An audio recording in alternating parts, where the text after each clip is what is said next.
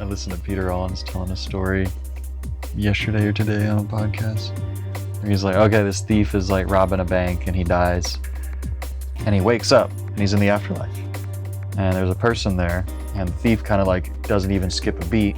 He just like pulls a gun out of his pocket and points it at the person and it's just like, give me your wallet. And the person's just like, oh, absolutely, here's my wallet. And he's just like, what? Is that easy? He's just like, yeah. He's just like, take me to your home. And he's kind of like, okay, like, come on, let's go to, and he like takes him to this giant mansion. And the thief's like, this is where you live? He's just like, this is where you live. This is your house. He's just like, what? And he's just like, yeah. So, hello everyone. Hello our listeners. Hello. I'm Nicholas Montano. And this is Joey Massengale. And today we're going to be reading through chapter 3 of a process model, the chapter entitled An Object. So, what do you say we get that first paragraph in? All right. You or me? I'll start. So, page 14, paragraph 1. Our concept of implying has already moved to a second meaning. First, we said that all parts of body N number 2 imply each other as part of one whole. Then we found that any occurring is also an implying of further occurring and of change in implying. I like that. I just like that the feeling of that sentence, that any occurring is also an implying further occurring. That movement aspect. Yeah, the time. Maybe trade in for paragraph 2. Yeah. So paragraph 2, page 14. But what if N changes in a way that is not part of the process? So far we define body, or N, as one body N number 2 event. But if the foot changes so that it doesn't press, then the ground pressure is not there. Or if the ground pressure is lacking, then the foot pressure would not be as it usually is either. Therefore, if any aspect of body, or of N number 2, were to be different or missing, then what occurs must be different as well. The walking must stop. The living body may die or go on living differently.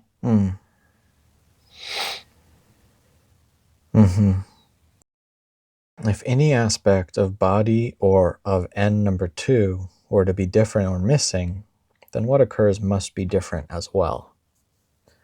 Different as what was implied? Yeah.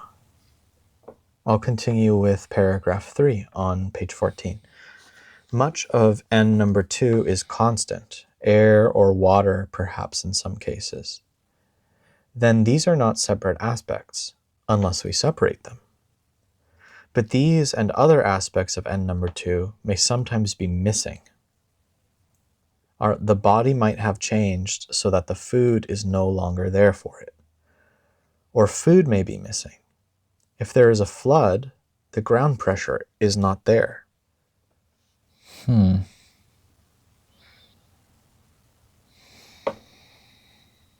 body might have changed so that the food is no longer there for it. There is a flood. The ground pressure is not there. Yeah, that's an interesting sentence, isn't it? The body might have changed so that the food is no longer there for it. I mean, that could mean a whole number of things, from as simple as like movement to as complex as, well, the one aspect of that, I think we'll just need to wait to see what comes. So with these first 3 paragraphs, maybe I'll just invite the question. So what is being talked about here? So it opens with our concept of implying, and there are 2 aspects of meaning now.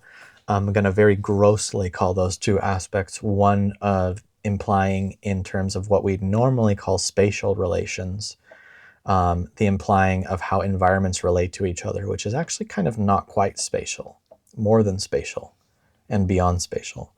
And then there's the time aspect of implying, where implying implies further events in the functional cycle of eating and digestion, defecation, and all that jazz. And so the question being posed is, what if N changes in a way that is not part of the process? And so that already opens up another question, which is to say, well, what is part of the process? And I want to just say that that's what we're about to explore. That question is the same question as asking what is part of the process. And so far we define the body, or N, as one body, N number two event. And N number two is the life process. It's kind of like what's functioning in life process. So that's part of the process. And then the process is implying changes in the process. We got that from last chapter. So the functional cycle. So we're actually kind of set up for something. He hasn't maybe quite said it explicitly yet, but in these details of like, hey, a lot of environment numbers too is constant, air or water. But then there's aspects that may be sometimes missing, like food can sometimes be missing. Or if there could be a flood, and then the ground pressure aspect, which is there, is sometimes not there, like in a flood. So this is kind of altogether for me like implying, oh, the functional cycle, the living process, we were reading in this paragraph in the last chapter about kind of movement being this on the way to. And if if you broke it down into bits, that's not really what movement because it has this momentum to it. It's not this like static space-time points. It's this implying, right? It's not an is, it's an implying. And so I want to say the word expectation.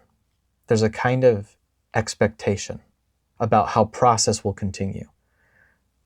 Let's continue, Joey. Right, paragraph 4. If the creature does not instantly die because some process is stopped, then we have an implying that was not changed by an occurring. For example, the animal remains hungry. That is, food and feeding are implied but do not occur. Now the hunger is not merely the implying into which eating occurs. We have an implying that was not changed by an occurring. Something about it being left unchanged, this remaining hungry. Right. And also that if the creature does not instantly die because some process is stopped. Mm-hmm. Yeah. Right. And then we have an implying that was not changed by an occurring. And why was it not changed? That's what Gendlin said in the previous chapter. So I want to just go back to page 12, 3 paragraphs from the bottom. We can go a step further. Since implying implies a next occurring, and since occurring changes implying, therefore implying implies a change in implying. It implies its own change. Jumping to the next paragraph, since there is always an implying, we can say that occurring always occurs into an implying. I want to say that which occurs happens into the field of all that's implied, which is more rich than just saying all possible occurrences. It's more specific, more precise, more rich than that. But that, as a loose metaphor, we could say, there's the virtual occurrings, the possibilities, and then there's the occurring that occurs, and it occurs into that potentiality. So what's actually real occurs into the potentiality. But occurring always occurs into implying, yet it does not always change the implying as it implied itself change. It does not always change the implying as the implying implied itself changed. Only a very special, this is me calling back a little bit, only a very special kind of occurring changes the implying as it implied itself changed. Gendlin sets that up. Gendlin sets that up. So I'm coming back to page 14, coming back to chapter 3, an object. Now we're kind of going from the other edge of that. So there's only a special occurring changes the implying as it implied itself changed. And now we're looking at like what happens if things like don't happen at all as expected. And if the creature doesn't die, we see that that's when we have an implying that was not changed by an occurring. Interesting. Hold on. First it seemed very special. Now it's like, it's like basically if nothing weird happens, almost. It's like the feeling I get from it. It's like it's almost implying to me if there's food there, then the implying will imply, or the implying will change as it implied itself changed, because the animal eats the food, and what comes next? The further parts of the functional cycle, right? Yeah. I'm hearing something about like previous chapter, the exception being that we find that occurring that changes the implying, and here implying that is not changed by an occurring is now kind of taking on the unchanged implying. Maybe more like, maybe for me, something about reading it last time around chapter 2, I think I'm like struck by how difficult it was in my head to think of, I have to get the right occurring, the implying change. Yeah. As opposed to feeling like, that's just kind of happening all the time. I'm eating food, and the implying is changing. Yeah. That's a good way of putting it. There. Maybe when I sit with it in this like therapeutic context, where potentially it's become a problem for me to find that occurring that changes the implying. Exactly. Yeah. I really resonate with that.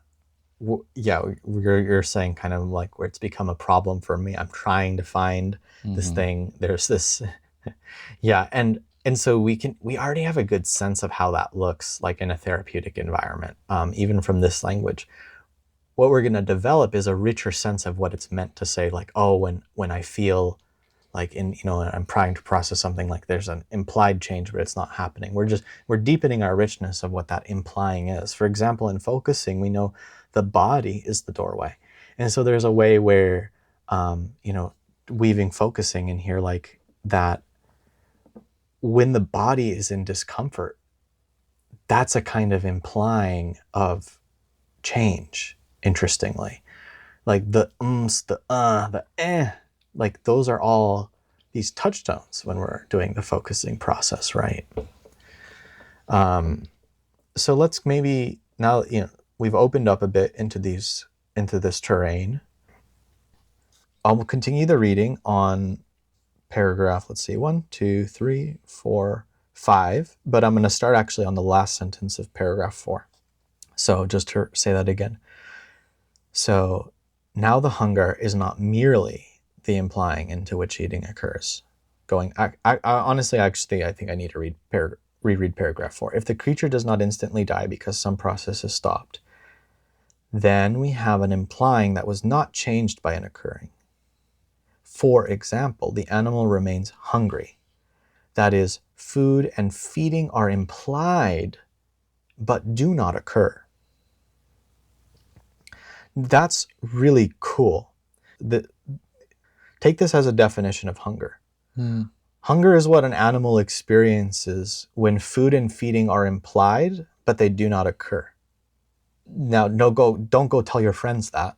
But for the purpose of understanding this model, we can start seeing how this is working, right?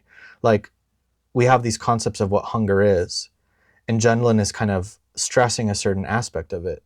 Food and feeding that are implied, but are not occurring. Notice how metaphorically, if you take that as a definition, just like I was weaving with the focusing example, that now suddenly things that are discomfort have a kind of intelligence to them, because hunger is often a kind of discomfort. This is an early weaving. We're not really getting quite there yet, but just notice that the texture is already there. Something about the state of hunger has all this knowing in what it's about already. And perhaps other things that we experience as humans are like that. Okay, so back to that last sentence, paragraph 4. Now the hunger is not merely the implying into which eating occurs. Why is it not merely the implying into which eating occurs? Well, because had eating occurred, the hunger would have kind of changed as it implied itself changed along the functional cycle, but somehow now it's more than that. It's more than that. What more is it? We don't yet know. He's not even merely the implying. Yeah, it's not merely. I'm changing and going further and saying more than. Let's find out how it's not merely. I like that. What does something become by not finding it's occurring? Well, yeah, by not finding it's occurring. So, paragraph 5, perhaps there is soon some kind of food, some new kind of food, or perhaps a new way forms to do something that changes the implying somewhat as feeding would. So, first possibility, the implying implied itself changed in a certain way with hunger. There was a kind of way that the animal knew that food was wanted, knew that it needed to seek it out. That was the arrangement. And maybe one way that the implying kind of changes is there's some new kind of food. It's not what it had implied itself changed, but now all of a sudden it is changing. Or perhaps a new way forms to do something that changes the implying somewhat as feeding would. A new way forms to find food. And so now what the animal is doing when it's hungry changes. These are very early things that we will go on in so much more by chapter 5 and 6. So, but if there isn't some of these changes, these types of things that would make the process continue in different ways, but not as it had originally had itself changed, if those aren't there, then, continuing the reading, then the implying of feeding will remain the same, no matter what other events do occur. That's a very strong statement. And there's a lot of power in it, so much power that I'll continue to the next paragraph. It's just one sentence. Gendlin now says, for the first time in our model, we have derived a sense of, quote, the same. So that's so interesting to me, because he's going to speak to this so much, I don't have more to say right now. The chapter will say more about that. But for me, there's already a power here, and I love it. Mm-hmm.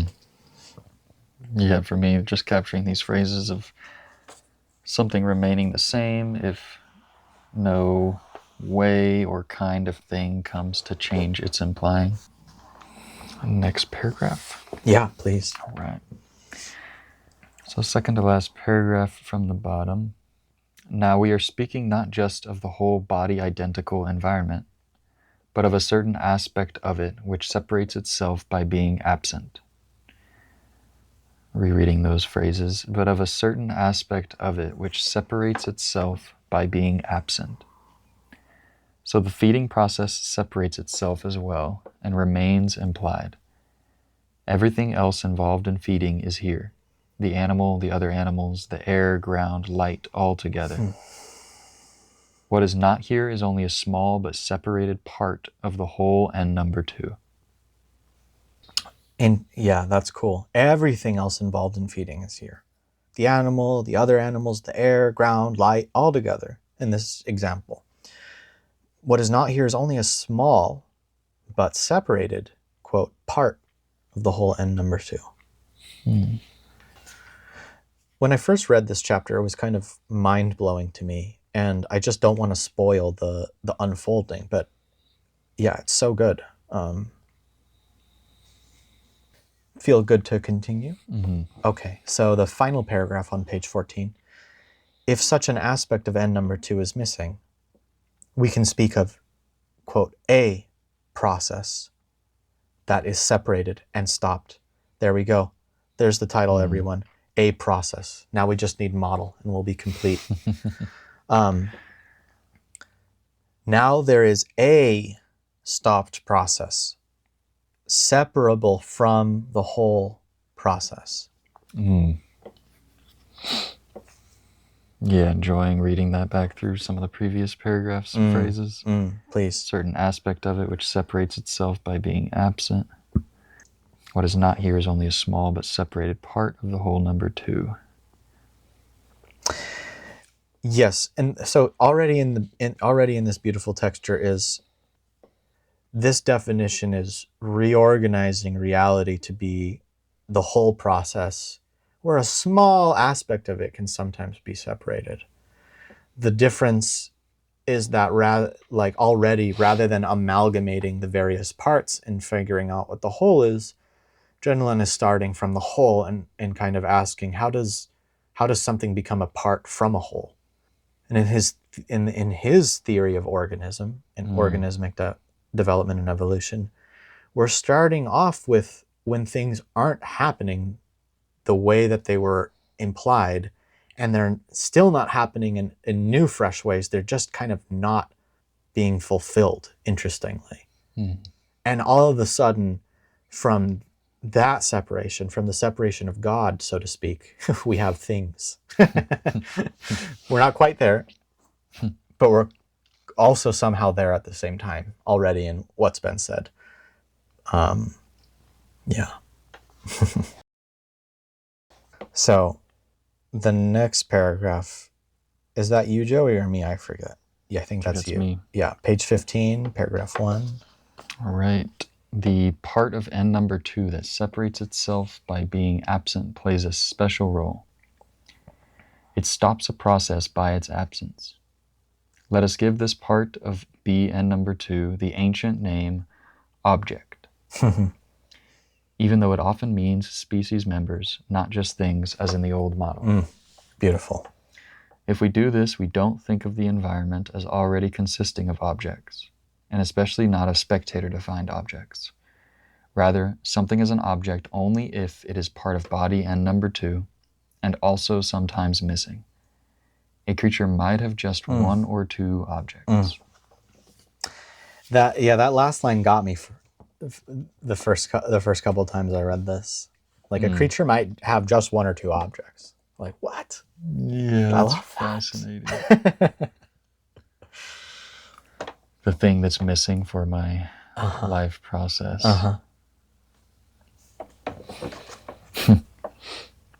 Yeah, this redefining of object. It stops a process by its absence. Again, oh man, there's so much I want to say here, but it's just, I think I can probably just get ahead of the chapter a little bit and just willingly do that. It stops a process by its absence. I love the way that right there in that, it's kind of this affirmative aspect of negation. It's like something is gone, but by its being gone, there's a almost positive like presence of it. What is its presence? Its absence. What is its absence? The way the process is stopped. The way the process is not continuing. And this is, I mean, I'm feeling the aliveness here. This is like the utterly fucking brilliant thing that Gendlin does with his model. It's just like, we're so confused as human beings about why things feel bad sometimes. And I'm not saying that things don't have a lot of complicated intricacy. This whole book is saying that things have a lot of complicated intricacy. But here, there's already this like building of this bridge between somehow that which is not fulfilled knows something about what it yearns for. It knows something. This is a too early definition of why focusing works. Because by kind of sitting with what's not working, what's not feeling good, there's this inherent intelligence, just like hunger has this inherent intelligence. He's building the model using this idea, like from this idea births objects into being. I love that. I love that so much. I think that last piece, yes, kind of what's getting me and what fascinates me. Something about an object that comes out of the process that's stopped. That comes out of the process that's stopped. Something about that. And I have this phrasing underlined: if we don't think of the environment as already consisting of objects. Something about objects coming out of these stopped processes. Something is an object only if it is part of body and number two, and also sometimes missing. A creature might have just one or two objects. Right. Yeah. As in, at any given moment in time, potentially. Yes. There's just a couple things, maybe just one thing about my current implying that's yes. like yes. pointing at something. Yeah. Making me become aware of that's the thing. Beautiful. Yeah. Right. A creature might have just one or two objects, like this feeling of like the simplest organisms, like maybe even simpler than a cell, which have their own kind of complexity and intricacy, where their whole being has this recognition of maybe one or two things at any given point in time, and that's it. And it's just flow, baby. It's just total flow. Otherwise, I find myself like wanting to relate to it almost existentially. Kind of please. like, what are these one or two pieces that kind of like will further my life process, and to really like almost this like encouragement or permission, like let the rest fall to the side. Like, what are those things? Yeah, I mean, in a way, when we were talking over lunch, you were indicating that. Is this what you're vaguely referring to? Or am I somewhat like the one or two things that I keep filtering? Like that you're mad? Yeah, like I'm mad that everything's always about these one or two things. Yes, but it's like yes. Something about being willing to kind of like acknowledge that like my life process is just, that's what wants forwarding. That's like the heavy implying that's coming. Yeah, I like that. I like that kind of lifting of this last sentence to be like, rather than the technical precision of like literally the only objects in our implying, kind of metaphorically, we still might have only one or two like meta goals at any given point in time, like the overarching, like purpose-driven things that everything's really being refracted into. And if you don't have it, life is even worse, I want to say. Sometimes if you don't know what you're like, that to me is what depression is. It's like you forget what your object is or objects are. That's interesting. It's different sense of object now. What's your object in life? Yeah. And it's something about like, to filter it through the lunch conversation, like an irritation I might have that the other things that I want to orient towards, projects, activities, don't further that implying, and so feel almost like irreal and objectless and empty. All these other things I'm doing feel empty because they're not the object that my life process or my implying is kind of looking for to change itself. Good. Right. And we haven't quite gotten there yet, but I'll say it ahead of time, that they're not the object, that they're not the biggest crux that I've conceptually identified or can feel in my body. And when I speak it, my body resonates, my body speaks back and says something about this. Yes, you're on the right track. Of all this process in me that has been thwarted and stopped and is trying to continue, is wanting to go on, is wanting to live forward, is wanting to come into life, to continue into life. And that's part of what makes it so palpably an object. That's part of what makes it so palpably an object. This is really good stuff. I love this stuff. I think it's right to keep reading. But this for me already starts getting into things that Eastern philosophy, I think, approaches. And, maybe I'll just pose the question and feel it for a moment, which is like, why do we strive and to what do we strive to? And already, funnily enough, there's that kind of archetype of God, I'll just say there, of like, coming to the oneness, or it's like, I'm not saying Gendlin's trying to construct it this way. It's just, this is how I feel it, of like, our the things that give us purpose in life are trying to pursue resumption of that which is stopped. But how is this model being constructed? That which is stopped is like, on some level, was in the field of the oneness. And then it's known as a part because it's not there. And so why do we strive? It's like we strive in proportion to how much is missing. We strive in proportion to our pain.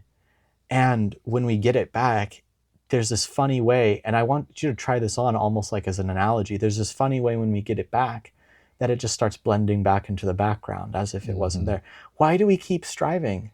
Why once I reach what I'm so fulfilled by and touches my heart, and like I've spent my whole life, like, is there joy and bliss, and then, whatever, it falls into the background. What if the energy of it was only because of how missing it was, right? And then there's this different type of flow. See, that's the thing. But that's when you're oriented to all life is trying to grab what's missing. All life is about the objects. I'm going to go ahead and schematize. Like that's what our life is like in the modern world, which is part of what's so painful. It's all about the things and the objects in an almost literal sense, then an almost metaphorical sense, and then pulling back further. I'm kind of almost feeling like we're so oriented on the object of what's separate from us that we fail to realize that once we get it, there's no separation anymore. It's not the degree to which we register it even decreases. If I'm just really analogizing out of this model, like the registry of something has something to do with its separation.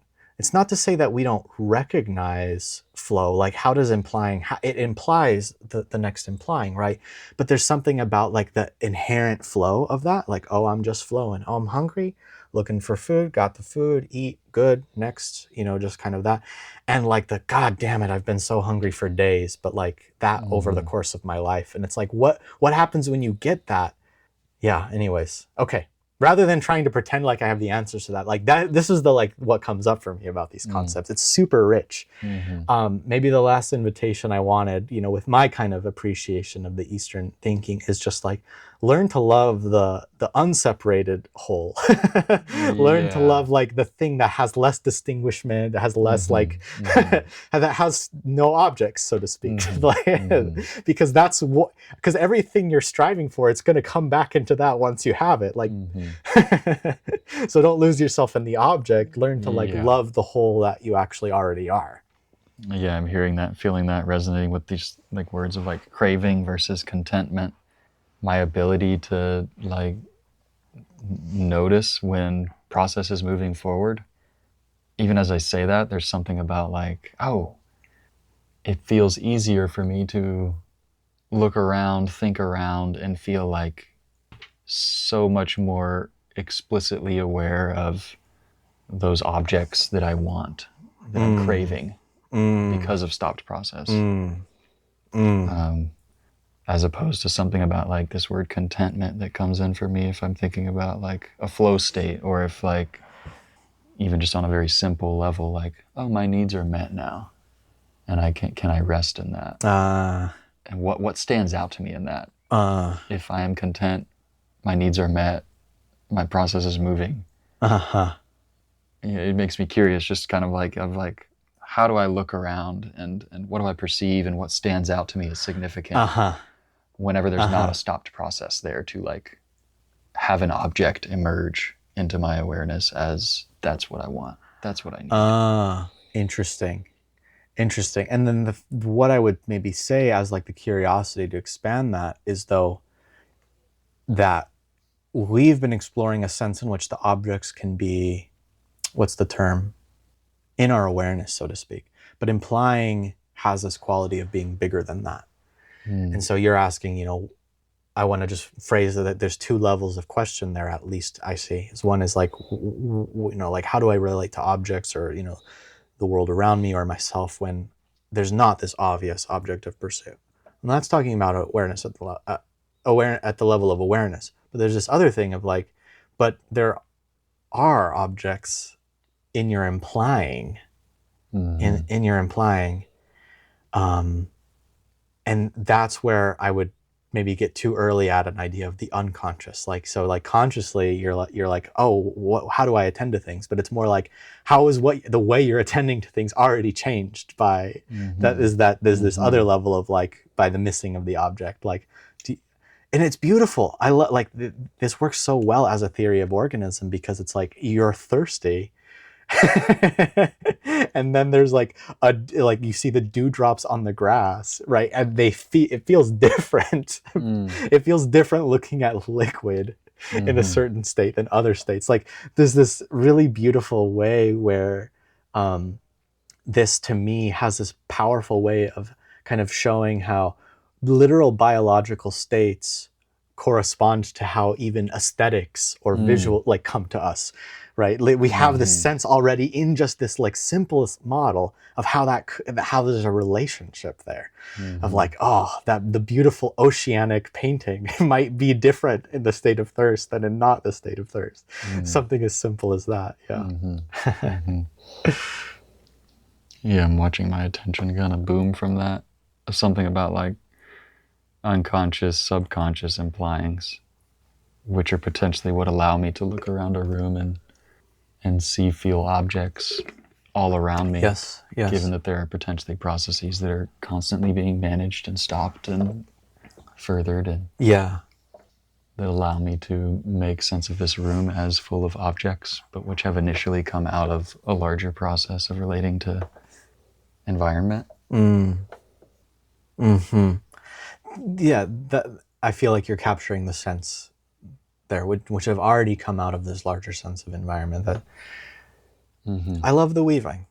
It enlivens the dead object to just recognize that at this level of discussion in the book, it's setting up for perhaps even the ability to distinguish, perhaps even the ability to recognize and be distinguishing of things comes from some, I want to say, almost existential type of thing of like the separation, the initial separation, the capacity for something to be sometimes missing.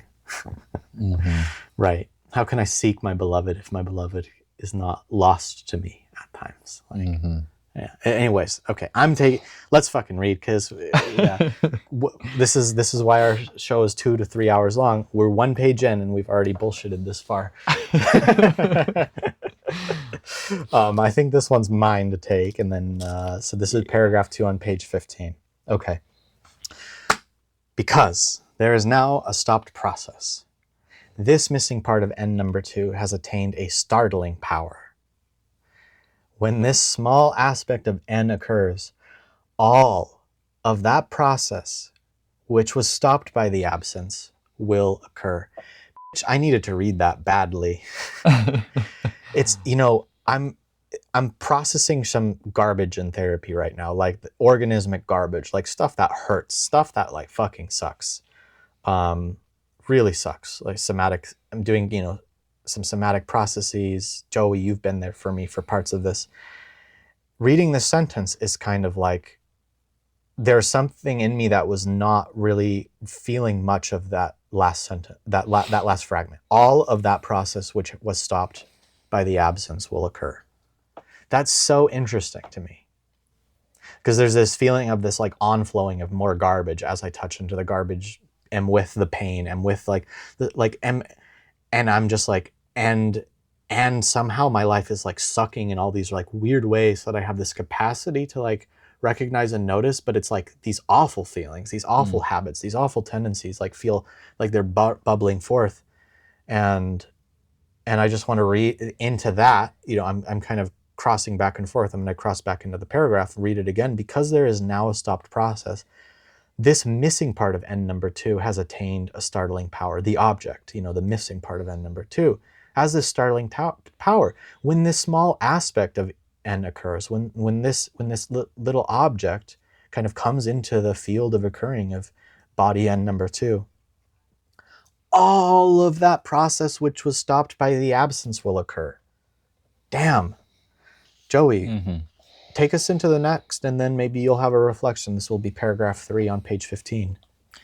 Of course, the process involves a great deal more than the missing part, which has now returned. The process which resumes is much more complex than one could guess just from the object. Wanting to underline that. Much more complex than one could guess just from the object. The process. Yet when this object occurs, the whole complex process which was stopped resumes. Oh man. And even in that previous prayer, yeah, I couldn't help but underline, especially this time, just all of that. Yeah. And something about like, the object might appear as one thing, and then as the process moves, that comes with something more, something different. Something in me also just really liked the wording of startling power. Yeah. As it comes back and all of that now moves. Yeah. It is startling. Yes. I'm going to continue paragraph 4. Quote, "The animal recognizes the object," says the spectator. Quote, "It responds appropriately to the object." I think you'll want to take us into the next paragraph to contextualize that one, Joey. We can now derive the old notion of G.H. Mead, G.H. Mead, that the environment is a function of the organism. This is not so in every respect.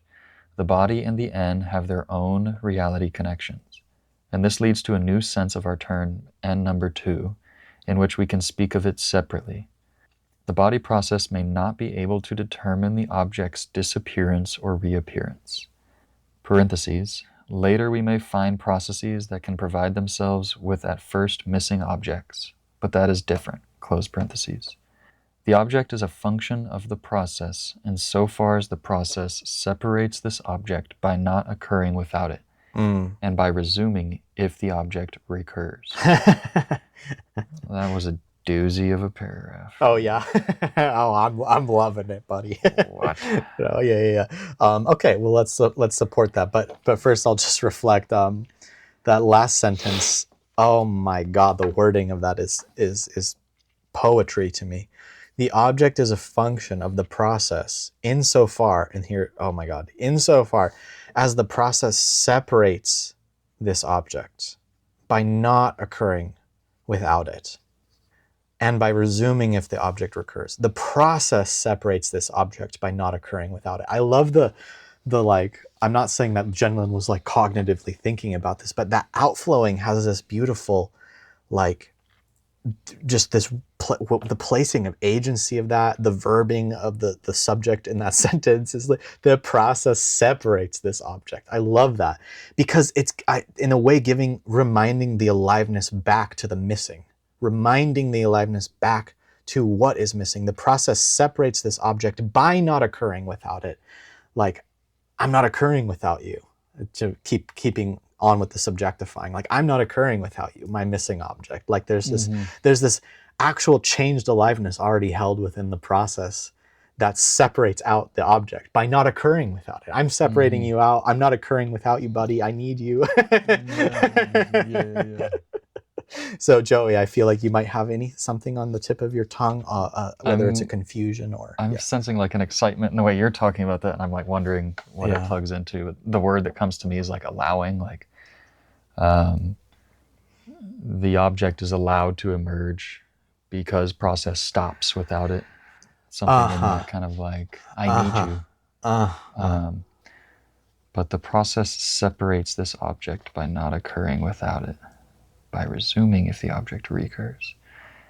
I feel like I need to reread each sentence of this paragraph. The parenthesed one does feel fascinating, and I mean it is a later, and it's kind of hinting at something. But to me, it feels like it's related to what we were just talking about like craving and wanting versus contentment, and something about later we may find processes that can provide themselves with at first missing objects, but that is different. That for me feels, I'm speculating, considering the later, but something about like what ability do I have to sense, experience, orient towards an object that is not just like a very basic need. And when I read processes that can provide themselves with at first missing objects, that feels like a fascinating way to point towards like kind of new life forces, or just like kind of creative pursuits. Provide themselves with at first missing objects. Yeah. Well, my potentially wrong, and certainly too early read on that is well, what are we doing in focusing? And is this potentially, again, I might be wrong here, this might not slot into this slot properly, but I feel it. Is this potentially what we're doing when we focus? Are we potentially providing ourselves with the at first missing object, that tension, the pain, the ugh, and then at the moment of getting those steps forward, those steps in the process, there's this resolution of the tension. There's this creation of meaning, of understanding. Oh, that's what's been gone. Oh, that's what I need. Oh, that's how I feel. Is that in some sense providing the object? Like, you have the knowing now. You have, yeah. Anyways, I'll just like let that sit, because I know that one of the clarity points that Gendlin makes in his focusing book, in his publicly accessible focusing book, is that to just know what's missing is already having done focusing. Now notice how but like whether or not that slots into this parenthetical properly, in the context of this paragraph, in the context of this chapter, notice how powerful that is. It's Gendlin literally says, if you know what the problem is, that's focusing. To know what a problem is already a change in the entire texture of the problem. To have it. Notice he even says have. Have. To be able to have it. Again, feeling this kind of, I'm using my hands here, like having, like the grabbing, the object, the thing. So there's even something about getting the mere concept of what's missing. And what I'm saying is startling about that is the point that I was making with hunger earlier, which is we have discomfort and we don't even know what it means often. And the creation of the meaning, if we're following this model, here's this profound idea: to create meaning and say, oh, this is what it means. If your body resonates to that, especially if it resonates across a couple steps, how could your body respond positively to an understanding when it's the whole point of the negativity is to clarify that something is missing? If that understanding wasn't actually genuine in some ways, genuine. Not any one occurring is the special occurring that changes implying. It's not any one, but it is occurring that changes implying as it implied itself changed. Okay, I am getting way too early with this, but like already with this, I can feel this magnitude of the focusing process of, and also of like, how do we work as organisms?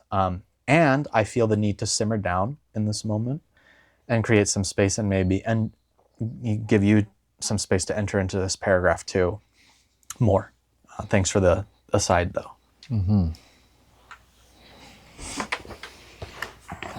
Yeah, I'm enjoying the crossing of that into the focusing process. Something about getting a sense of the stopped process, the unmet, unoccurred implying in me, the object that gets to come out of that as I get clear on it. Yeah, I'm wanting to reread second, third sentences, but just before parentheses. This is not so in every respect. Can derive the old notion the environment is a function of the organism. The body and the N have their own reality connections, and this leads to a new sense of our term N number 2, in which we can speak of it separately. The body process may not be able to determine the object's disappearance or reappearance. Yeah, I'm not gathering a lot of significance from those sentences. I don't quite know how they're plugging in into everything for myself. Yeah, that one is like a star highlight in me, and like a potential grasping at it is like, let's go to the sentence before. Would you go ahead and read that one? That's the body and the N have their own reality connections. And this leads to a new sense of our term N number 2, in which we can speak of it separately. The body process may not be able to determine the object's disappearance or reappearance later. We may find processes that can provide themselves without first missing objects, but that is different than being able to determine the object. Yeah, I can see what you mean about how there's a bit of a tangle there. Yeah, it's a little hard for me. I think this feels wrong, but I think the simple grokking is like, the simple misunderstanding is like, do you just like not recognize something is missing? But that feels, you can, I don't know, for me that feels like obviously that's not what that is. Yeah, willing to let that be a loose end.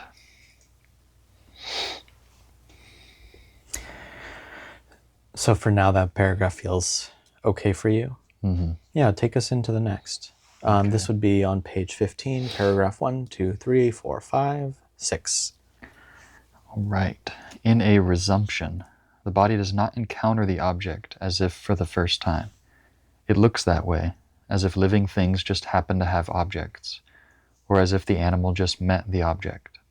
If one begins with this, one must remain puzzled by what the animal does with the object and how it can. Mm-hmm.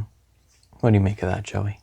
Something about first times versus not, an encounter with something as if it were my first time when it feels clearly not. Mm-hmm. In a resumption. I chuckle a bit at the, it looks that way, as if living things just happen to have objects, or as if the animal just met the object. If one begins with this, one must remain puzzled by what the animal does with the object and how it can. I think, can you go on? Like the image comes to mind of like using tools, like evolutionarily. Something about like the primate that takes a stick to like, mess with like a hole and get like some food out of it. And the way in which it's just like, oh, how did it just kind of like encounter some object and think I'm going to use this object for this reason, as opposed to feeling like there's this like stopped ability to like get into this hole. And that's what then presents to me something which I absolutely know how I might take and use for this kind of like, that's good, stopped impulse I have. I like that. So what we call, this is the last paragraph, page 15, what we call an object is part of n number 2 and part of the functional cycle. Bam, there's a definition for you. What we call an object is part of n2, not saying it belongs to n2, but it's part of n2 and part of the functional cycle. So if it's part of the functional cycle, I want to already say reconfigure your entire notion of an object, which also, by the way, as paragraph 1 on this page says, which often means species members too, even though we often make it just mean things. No, species members. Joey, object. Me, object. That everything like that is part of the functional cycle. Not belongs to, not only is, but part of the functional cycle. That feels critical. Continuing. It was already part of n number 2, already part of it, but not separated, not an object. By being absent, it is separate. Now we can say that objects were already part of the functional cycle, although we are only now separating them out.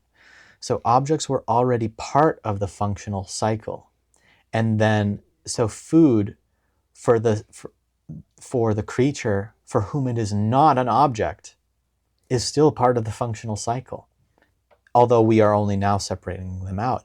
Although, as we observe, the species fail to get the object, the organism fail to get the food object, then it becomes perhaps an object to that organism. But it was already part of its functional cycle. Let's not forget that.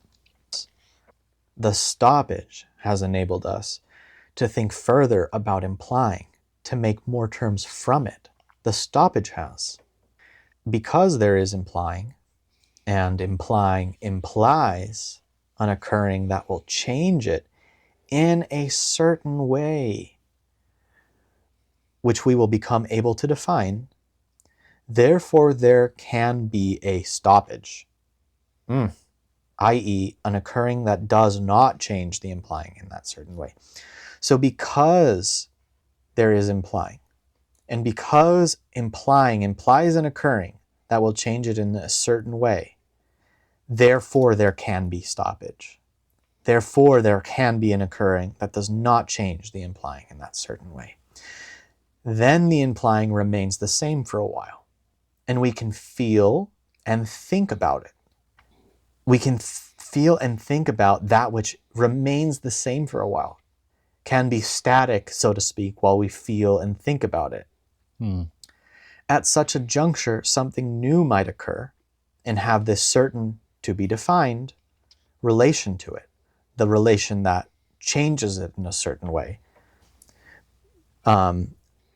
Because implying is both more intricate and still open. So one more time.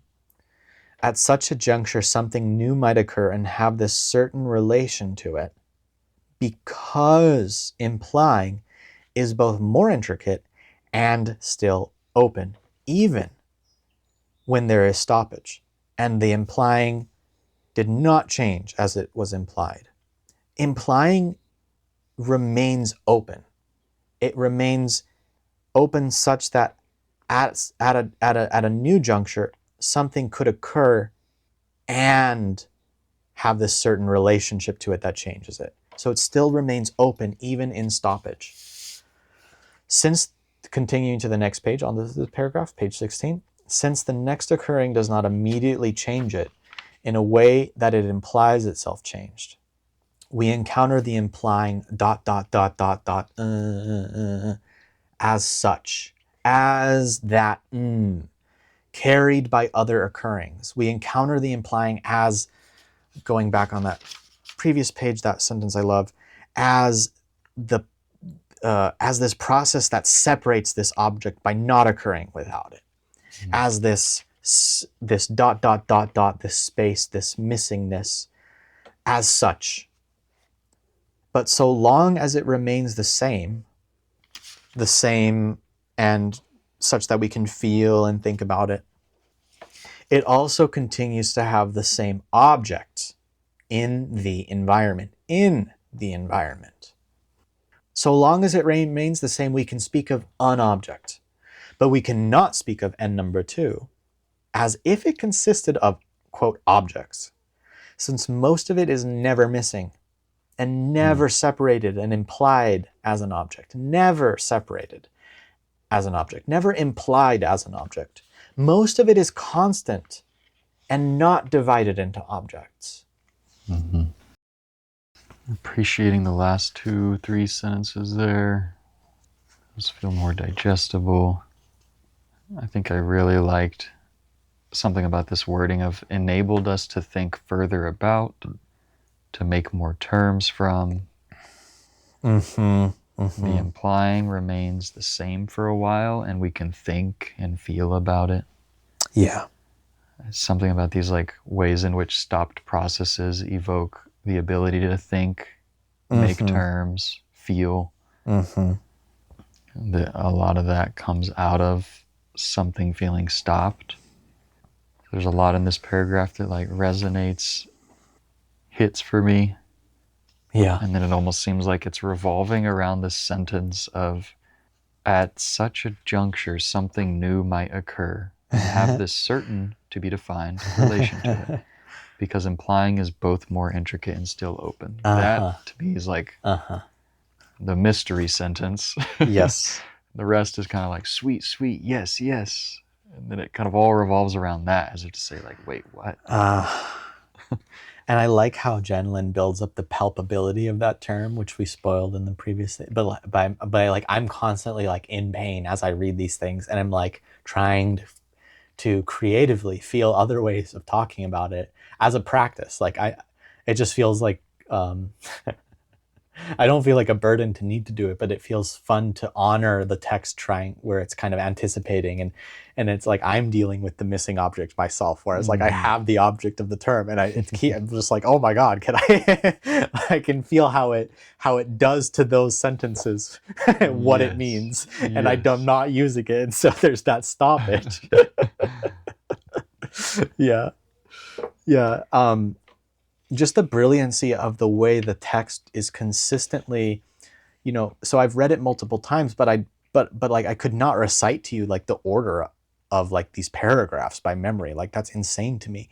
But I'm constantly able to anticipate the next things he's saying. And it's like I'm getting like looped into this process that Gendlin is following in the writing of it, where there's this genuine thing of like setting up, like always following the implying in his writing, like always. And so it's what comes after so often feels like right. It so often feels like it continues the thinking that I was having.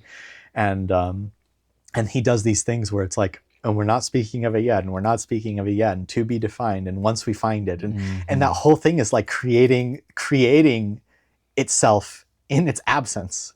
How is it creating itself in its absence? I'm explaining one of the properties of this chapter itself by talking about it, because its absence is like, in just looking at it linguistically, like paragraph wise, it's like there's these this meaning that we get from reading it, and then there's these slots that we don't have a term yet for. We're like, oh, we're trying to find something that explains something about what this is. Like, when there's implying, is it implied itself change? But then sometimes there's stoppage, and stoppage is when it doesn't. But when it does, there's something we're going to discover about what that is. And it's like, it's creating the concept by doing that.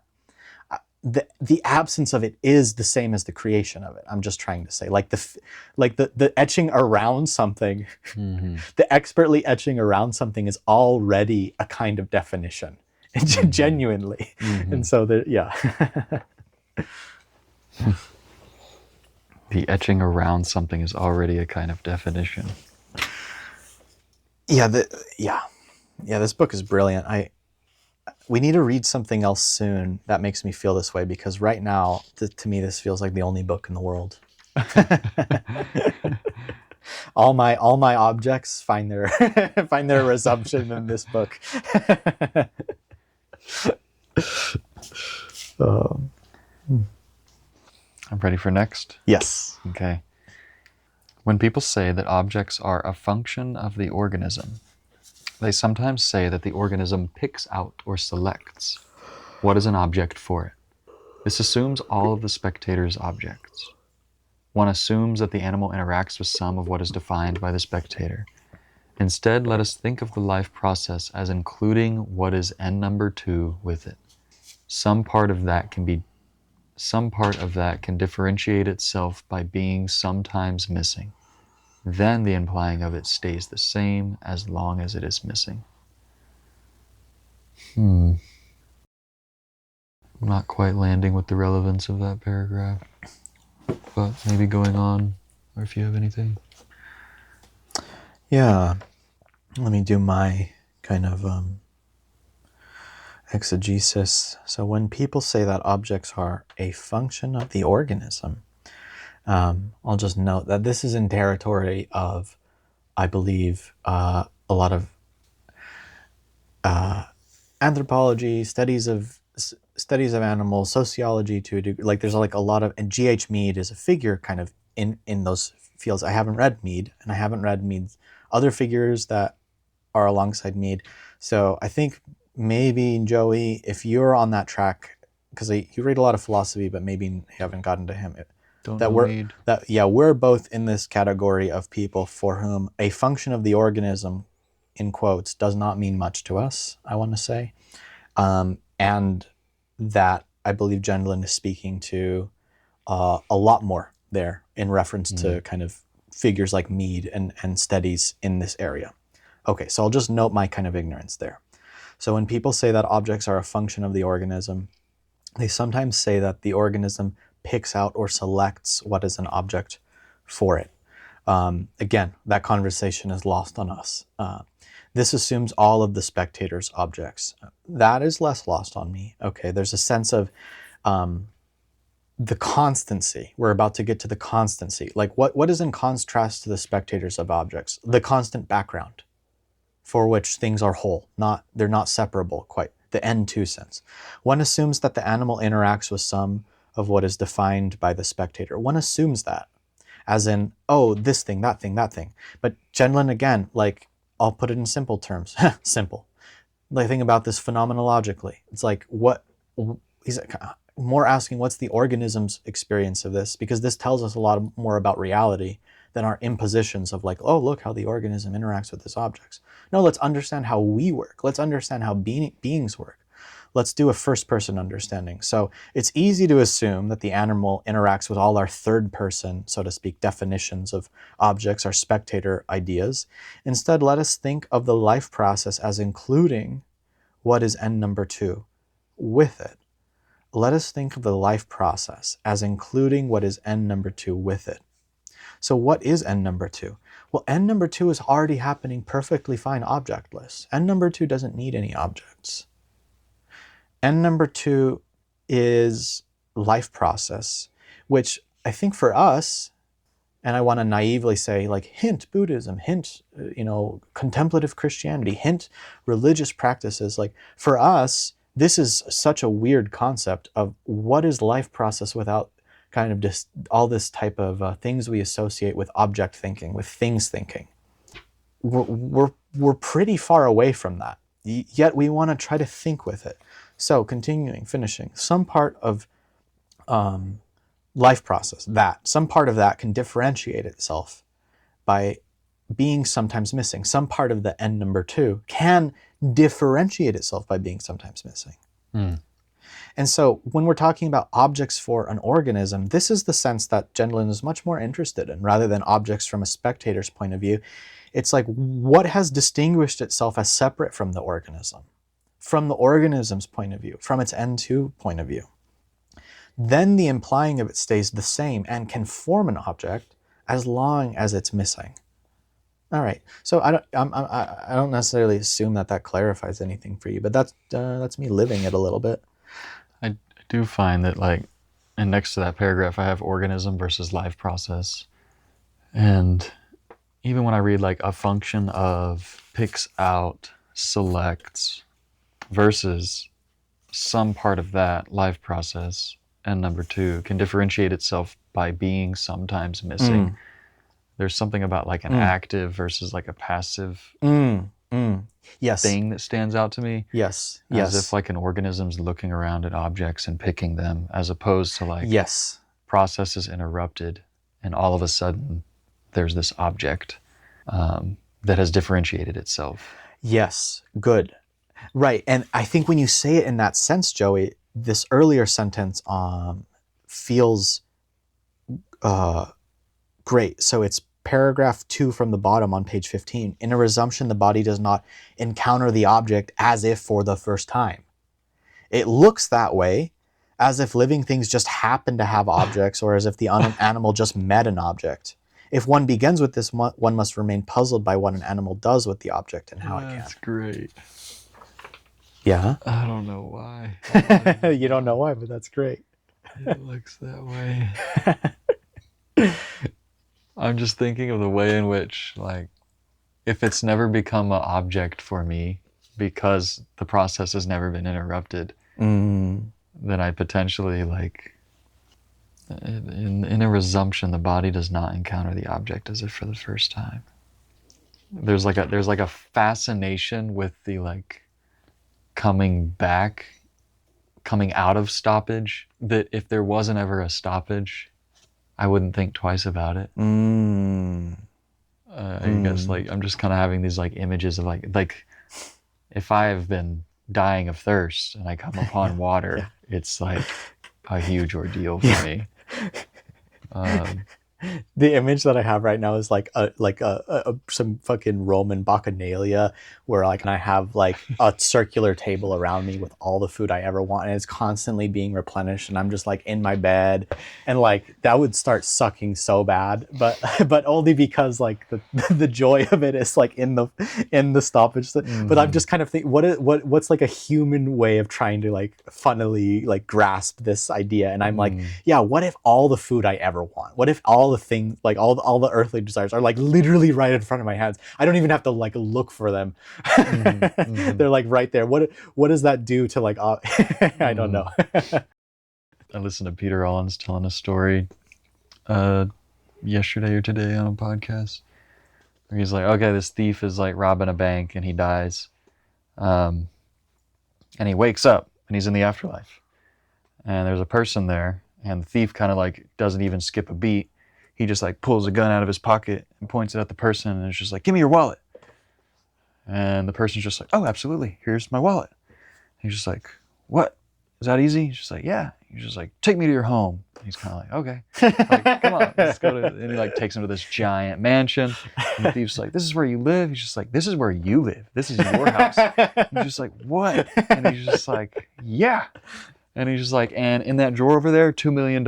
If you want it, just go grab it. Wow. And he's just like, what? He didn't even ask for that. Hangs out, goes along. But then 6 months later, he kind of like goes to the guy who's like organizing this afterlife for him. And is just like, hey man, so like I'm trying to gamble, I'm trying to do all this stuff, and I just win everything, and I just get everything. Like I kind of like, I want to lose. I want to win. And the guy's just like, okay, like what percentage do you want to lose? He's like, no, that's not the point. Like, it's supposed to be heaven. Like, there's got to be some mystery. And he's just like, oh, you thought this was heaven? He's like, this is hell. It's something about that way of being deprived from our obstacle, from a stopped process, that's so from this interesting. like, I don't know, facade of being. I don't know if facade's the right word there. Yeah. But like the idea that I might have encountered something for the first time when it's absolutely not the first time, but it's like, this has been such a stopped process for me. That in its resumption, you know, there's the there's these words from earlier around like that much more complex, the startling aspect of it, the all that comes with it coming back. I love that you bring in Peter Rollins here. Not that I've read him, but because this is the chapter also that was the most like, oh, let's like, as someone naive about a lot of psychoanalysis, but who hears different figures and like theories, I'm like, oh, this is the chapter that makes me the most think about like, you know, those things for sure. Like this is the immediately getting me in that conversation, so to speak. And you're like really getting into that right now. Yeah. Yeah, and there's been a lot on this page that resonates with some of the stuff he talks about. And I know like psychoanalysis will use the word object quite generally too, beyond just things. But as you mentioned, like species members of like a person might be an object of my desire. Yeah. And potentially the idea being that like our desire and kind of what we're lacking, which might be like stopped process, right, is what like delineates our objects. Right. And I love the way that this gives us implicit, but like this like implicit equanimity to like the default mode of like absent the objects. Like your the Peter Rollins example you just gave feels really illuminating there. It's like if I'm living, I'm not trying to say this is wrong, by the way, to have desires, but if I'm living in a desire-based way, like notice the way that like the desire starts to get like, I'm like, no, I need some resistance. You don't understand. Like I need, like you can't just give me what I want. Like that felt good the first few times, but I am like getting bored. And it's like, oh, you're getting bored. So like, I almost want to say like, oh, there's like maybe some peace, but you thought peace, but I don't think you know what peace means. Like what if peace is a kind of, I'm kind of just gesturing in my hands like this is wrong, so please real Buddhists don't hit me for this, but like what if peace is a kind of emptiness, you know? What if peace is a lot more background than you thought? Yeah, I mean like jumping to the last paragraph on page 15, this like thinking and feeling coming out of the stopped process, like it kind of has this quality of like, oh, there's like my affect, my satisfaction, my lack of satisfaction. Like it gives me the impression that life process without stoppage just kind of has something about this like peaceful background contentment, but also like I don't know, like the word ease comes. Yeah, I guess like I found myself just with this question of like, oh, if I didn't have any resistance or struggles, stopped processes, would there be, I'm even wanting to say now, just this feels out of context, but like, would there be consciousness? Would there be good enjoyment? That's a good one. Would there be a certain type of consciousness? Or what do you mean by consciousness there? Yeah. Felt experience. Okay, Like good. affect. Okay, good. Just like, I want to feel. Right. Here's one of the thoughts I had earlier, which was related to this of like, is not the way that we feel in relation to our body for people who are in decent health or aren't suffering from chronic conditions, like maybe a good example of like objectlessness, where it's like we're responding to our body all the time. It's a little bit more in the background, more implicit. But for our conscious awareness, like I don't know, body feels like a good example of like, oh, I don't know what it feels like in this whole region of my body, like constantly, like a kind of absolute backgroundness of like experience of body, for example. Like that's constantly with us, because I know what it's like to like feel like I'm fully inhabiting the body and like have a whole energetic there. And then as right now, there's like some regions that feel like there's very little going on and there's like very low awareness, and it just makes me curious. Yeah. Yeah. Something about like little or no awareness of what otherwise might be like, I don't know, body as thing that I could also inhabit, and potentially like the enjoyment that comes out of being able to feel my body. Like there's like sensuality, Good. there's Yeah. sexuality that kind of comes in. Yeah. Yeah. Yeah. But I'm thinking like, what if I was totally divorced from that and just in this like Interesting. Yeah. imaginal world where even to take object out of the context of this of these pages, there's something about object to me that also kind of has like substantiality, something that I'm either missing or wanting, but like can push against, can move towards, in a way in which that kind of like grounds and orients me, gives me direction. Substantiality, move towards. When I say substantiality, I might set that up next to you're inviting to consider like, oh, something about peace and emptiness. Yeah. In a way in which like, no, I want some substance. Like I want some like suffering in my life. And but my stopped process gives me like an object that like orients me, that is missing. One other sense that might be on a different track slightly that I don't want to forget to leave in is kind of doing like a brief Buddhist analysis with regards to that. It's like, okay, so you say you reach peace, so to speak, but objects aren't just things, they're people. And I almost want to say like the fact of people suffering remains like a stopped process in in people who are maybe even much more at peace with themselves. Like I like that as the kind of like the liberatory impetus we're still like left with, and the pain and the kind of existential pain that I think is God, the divine, the body, whatever you want to slot in, being like, dude, you kind of need to go help people. Like it's, like, hey person, go help people. It hurts to be okay and to see and to know suffering exists in others. It hurts. Yeah. Yes. That's so good. Because like like, can I really talk, feel, know peace? The person next to me is like suffering, right? It's like, I feel that. And that orients me. And that orients you. Yeah.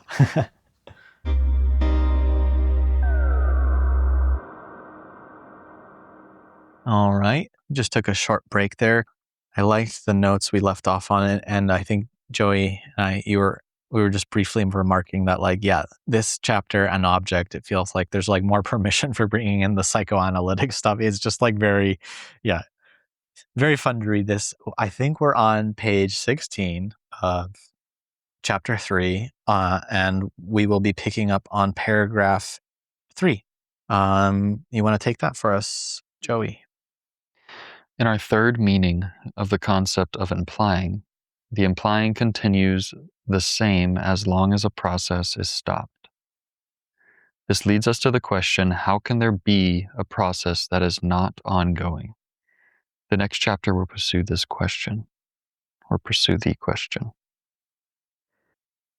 Somehow this meaning was lost on me as a meaning of the concept of implying, but I'm like so glad to hear that this is brought up to the level of meaning. That our third meaning of the concept of implying is that it continues the same as long as a process is stopped. So like the third meaning of implying is stoppage. I love that.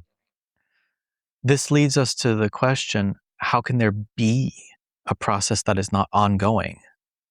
The next chapter will pursue that question. And so I'll just continue reading from that, Joey. So paragraph 4, we notice another oddity that will lead us further. As far as we defined it, there can be an object for the body only while the object is missing, and the process with it does not happen. As soon as the object recurs, the process resumes and changes the implying so that the object is no longer implied. Objects so far are objects only as long as they are absent. I like that. Yeah. Yeah, that works really well for like the long suffering attitude of psychoanalysis. It's like, it's only when you don't have something, man. Yeah. I think another like theme I'll weave backwards and into this Yeah. particular thing is I think Heidegger talks a lot about like a hammer in a shop, and this is kind of like a constant image that I people literally go to. wrote that down as a margin note. Please keep going. Yeah. So something about like if I'm doing woodworking, if I'm working on a project, working on a job, I need a tool and I am familiar and savvy with the tools in my shop. I don't think twice about it. I might just grab that and use it. Yeah. And something about it only becomes like an object that I'm like Yes. absolutely aware of. Like Yes. whenever that tool breaks, it's not working. Basically, process is stopped and I can't just be in flow with it. And all of a sudden I get really curious about like, wait, what is this object I'm using and what are its like properties that I might have to either fix it or replace it with something else. And so just this idea of like the objects only as long as they're absent. In my margins on that section, I have something about like in our everydayness, objects don't stand out to us. And I think that is kind of part of like Heidegger is another very significant thinker that even I know Gendlin is somewhat influenced by, is kind of having this critique on like the idea that there would be objects before a process in Gendlin's language, but in his language, just like this distinction between subject and object before, I'm blanking on how Heidegger would talk about it, but just being, Dasein, almost like as life process. So if we're here, something about the way in which objects almost like recede out of their objectivity, objecthood. Feels kind of like they just like fall back into the background of being. That's great. That's really great. You want to take us into the next paragraph 2 from the bottom of 16. Yeah. Later in chapter 6. Later we will develop terms for how a body can have objects that can be there for it, such as perceived objects. But we don't have terms for this as yet. Even as I read that, I'm just like, I am heavy reading this with just like that idea of like conscious, aware perception. We don't yet have terms for this. For example, we have no terms to say that food might also be there for the body. While I keep putting emphasis on be there because I have my own circles around that. But for example, we have no terms to say that food might also be there for the body while the food is being eaten and afterwards. So far as we have developed our terms, the food would be an undifferentiated part of the body's whole process as soon as food occurs. The food would be part of the whole n number 2 and would not be a distinct object. So we can ask, how does the body come to have and keep objects in front of itself? How can terms for this develop from our terms? I'm thinking of like a dog with the phrase, so far as we have developed their terms, the food would be an undifferentiated part of the body's whole process as soon as the food occurs. There's this video of a person with like 8 different cuts of meat, of like raw meat, just like on a plate, and like the dog comes out and he holds the meat and like throws it in the dog's mouth, and it's like one bite, chomp, swallow, gone. Next meat, chomp, swallow, gone. And the entire plate is cleaned within 45 seconds of like this just huge quantity of meat. And that for me is like that the food objects were there and they are gone. like like the what yum meat next meat, yum meat next meat. Oh, full.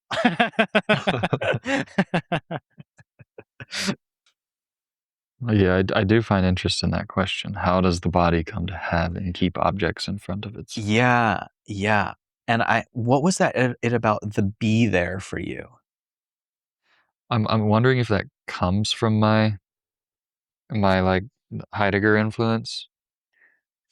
And even like in these previous paragraph or chapters we've read of like Gendlin emphasizing in and kind of like bringing it to our awareness of like, what do we mean? What do I mean when I use the word in?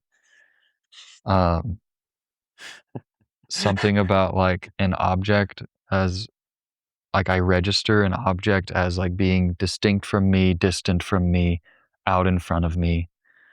Um, and Heidegger's, you'll hear like Dasein translated as like being there or being like their being. Uh, And the way in which he'll say like, oh, like what is the human? What is Dasein? Like it's that thing which takes itself as a problem or as like an issue, like its own existence is an issue to itself. And whenever I hear that filtered through here, something around like Dasein is that being for whom it's, or is that process for whom it is like like I become an object to myself when like my whole life becomes stopped.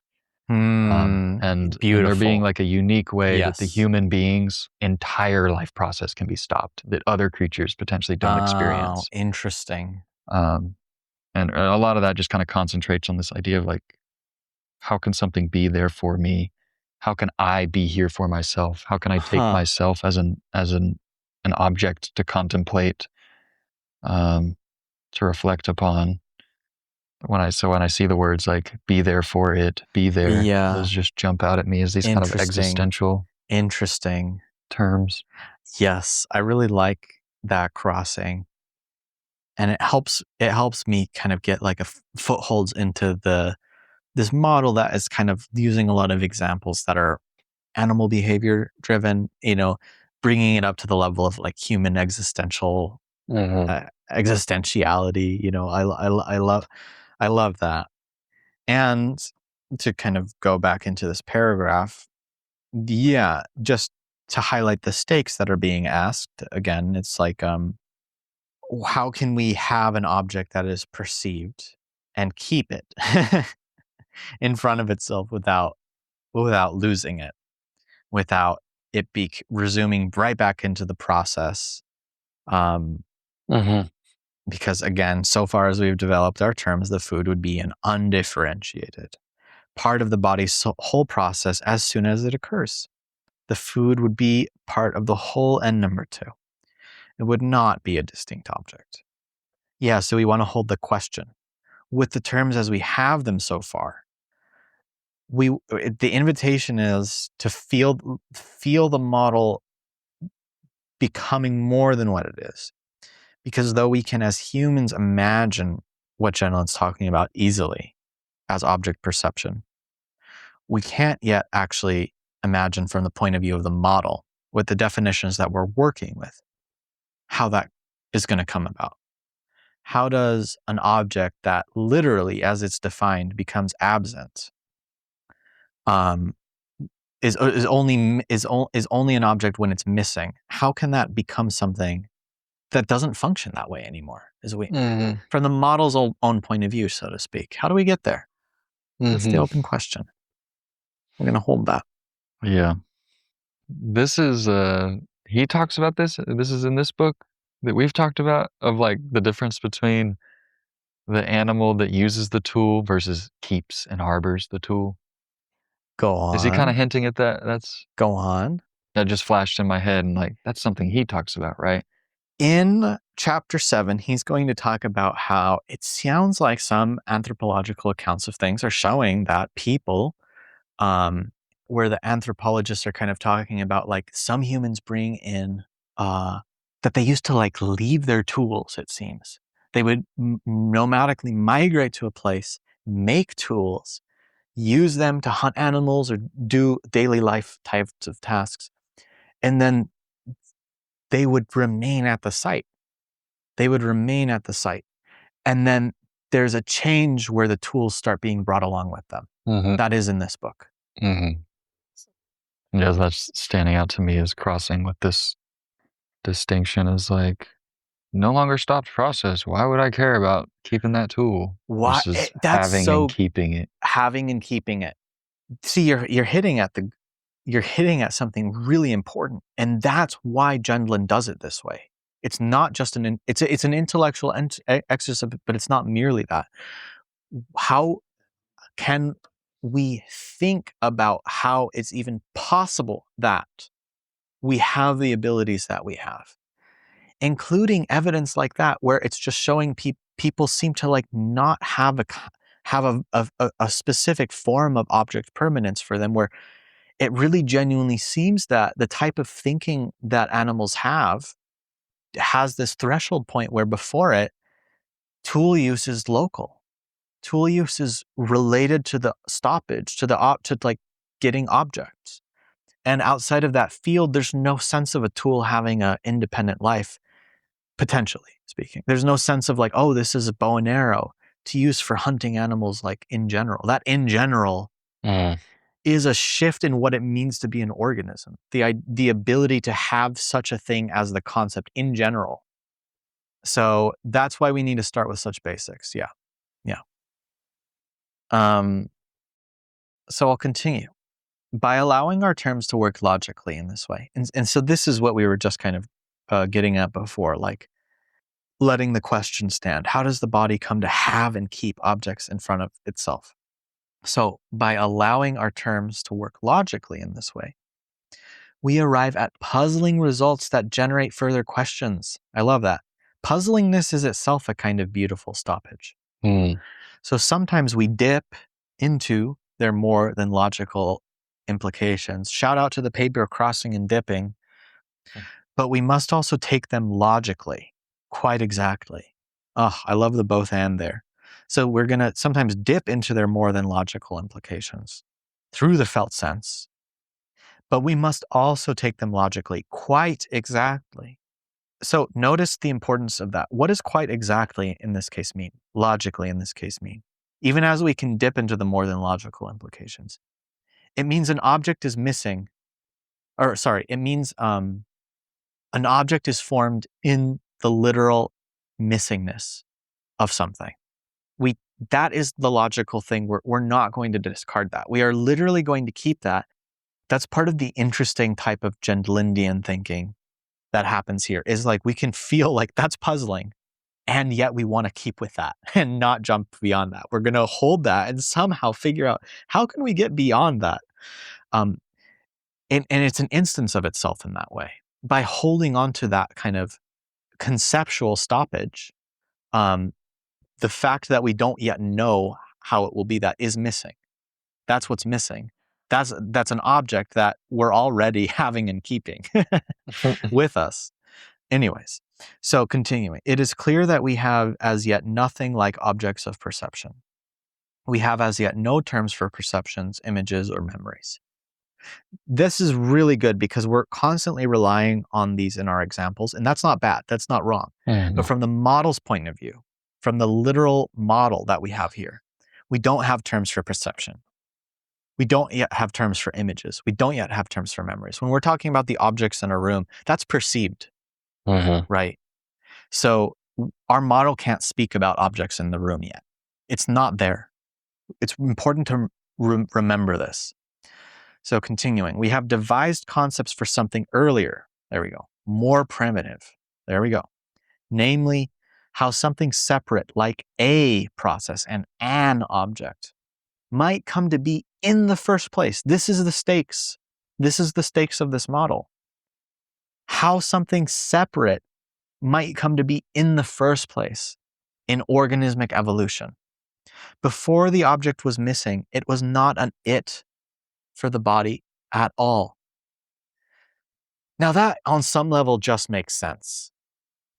On some level, if you take some depth in thinking about this problem, it feels like it would want to end up some of the places that Gendlin's getting here. The plethora of perceptual objects, if we think about the simplest types of organisms, seems quite advanced versus the idea of, if we're thinking about life with some form of awareness at all, on any level, some kind of, on any level of there being something of like what it is to be. We could even potentially drop that from the equation, but I believe in that, and so I'll invite it in.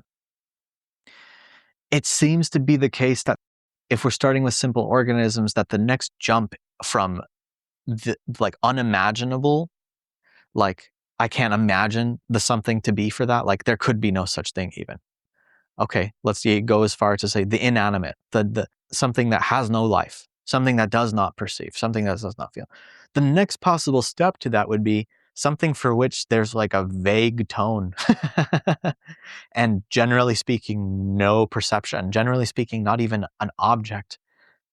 So like in a way it's logical. That's all I'm trying to say here. Like as weird as these ideas might first sound, if we want to ask ourselves, how could these evolve? Why would we start with everything that we already have and try to work backwards from that? That's way too complicated in a way. The first move out feels like like an undifferentiated wholeness. That seems like the correct starting point. Just as a thinking problem, these are the correct assumptions to make. I'm kind of spinning my cognitive wheels here. If I can bop that over to you, Joey, if you don't mind. I'm curious what's going on in your mind process, if anything, or if me highlighting that distinction and maybe kind of some of the motivations of Gendlin's thinking is helpful at all or not helpful to you. For myself, I'm maybe just watching something about his emphasis on allowing our terms to work logically. The more than logical versus just the logical. Yes. And sometimes I struggle with like landing that for myself. But to consider, I maybe I'm feeling him here saying like, well, logically we haven't gotten to the point of perception, and for us to ask that question or kind of want to jump to that is to take its more than logical implications because our model hasn't gotten there. Interesting. Yeah. It's like kind of experimenting with trying to understand what he means by logically, of just like, let's hold off on bringing in things that our system hasn't naturally led to, given us. Great. For me, I think I'm just like trying to grasp how to receive his own kind of talking about like, what does it mean to just like let our terms work logically? Yeah. I don't really like know what that means.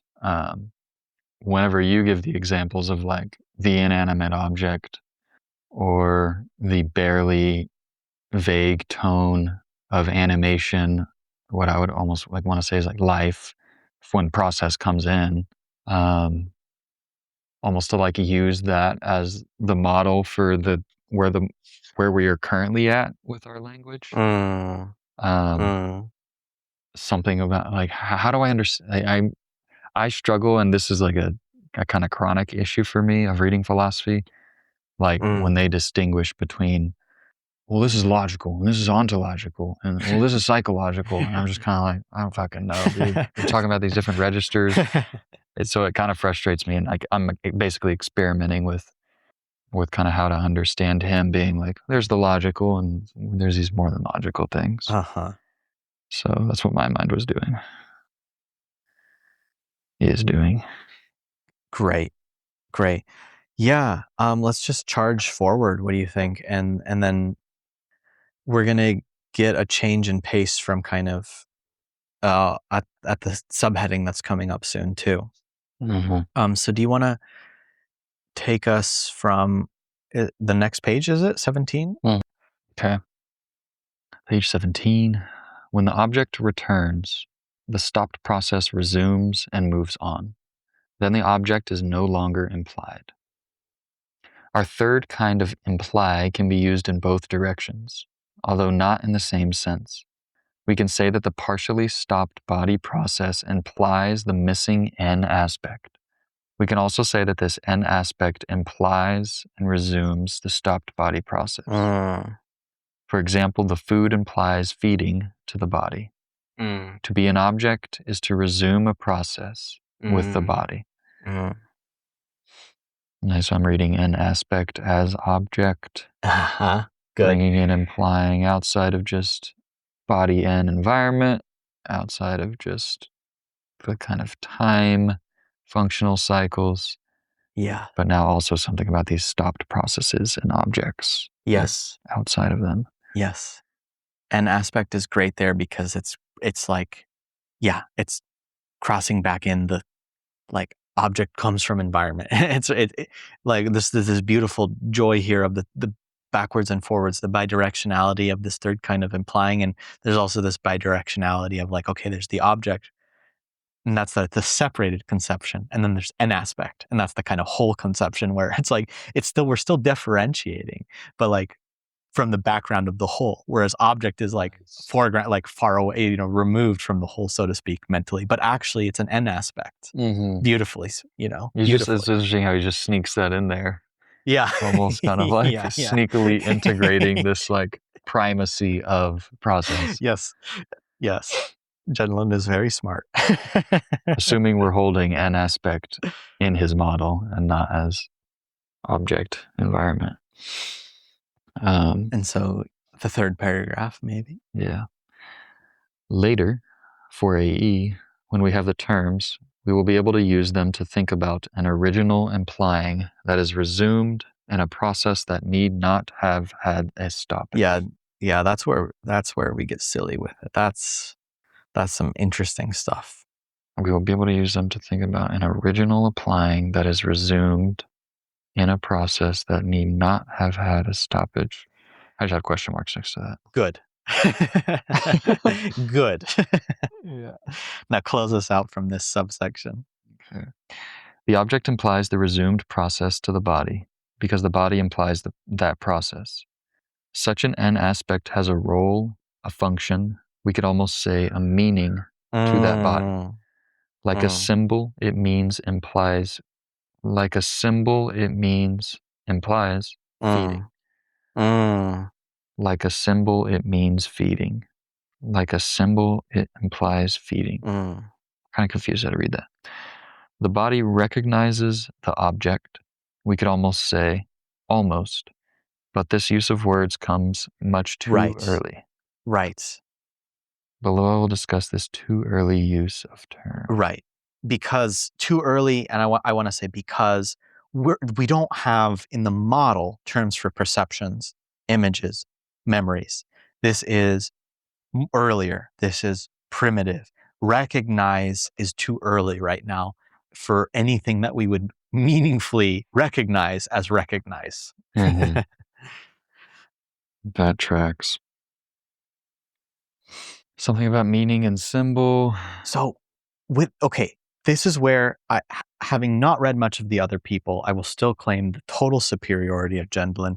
In linguistics, there's this all these ways of thinking about how language functions. Gendlin, who is a philosopher of language, among other things, is already talking about symbol, and it is situated entirely within concepts about organismic functioning. And that is such a break in the tradition. And to me, so much more obvious and meaningful and clarifying. And it's just so exciting to see him already be broaching into that in this model here. It's like it's too early. We don't have it yet. We could almost say meaning, almost like a symbol. It implies feeding. An apple does, a food chunk. Yeah. Anticipating much. Noise. So what do you think about this chapter so far? Yeah, it's hot. Something about remaining the same, resumptions, objects more directly connected to life process does for me feel like, well, that's why they would be meaningful to me. Uh-huh. What is not meaningful to me does not stand out to me, doesn't present itself as outside of the background of everything else. That which I am able to register as an object implies something about my own life processing what is meaningful to me. Yeah. Again, yeah, there's a lot of that like existential phenomenology that stands out to me about Yeah. this chapter. Yeah. It validates why like my perception would be so interesting. Like for me to be curious about what stands out in my attention. See, I love that. Rather than this like threadbare idea of perception just as such, it's like already enriched. Mm-hmm. I'm just so appreciative of, and I recognize, of course, he's bringing forward these giants of thought. Like it's not Gendlin in isolation here. He's read, he has read philosophy. He's very well read, but the way I'm able to now have this and access this through the focusing modality, which was my inroads to Gendlin. It wasn't a process model; it was focusing, and to be led to a beautiful work of philosophy like this, where these things can be so enriched is such a pleasure for me. And there's a kind of obviousness to the way Gendlin talks about these things that is just so missing from the modern scientific lens. And it's sad that it is, because you read this and it's just like, oh, of course, like there's this of course to it for me.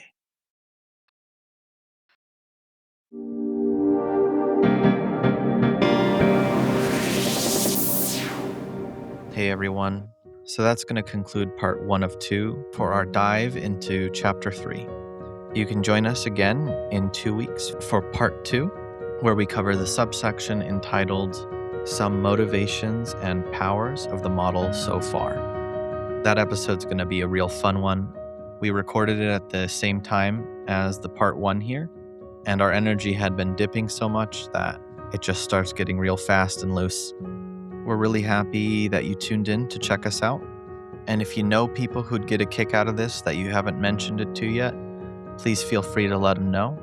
We're so excited to be starting chapter 4, where we really start getting the proliferation of concepts in a process model coming soon after part 2 of this is released. Speaking for both me and Joey, since he's not here at the time of this recording, we're so grateful that you've been listening to the podcast. We're very happy to have a small group of core listeners so far who really dig what we're putting out. And we love hearing the comments y'all post in the process model study group on Facebook. So to wrap up, thank you to everyone for listening, and we'll see you next week. This is Nicholas. Farewell.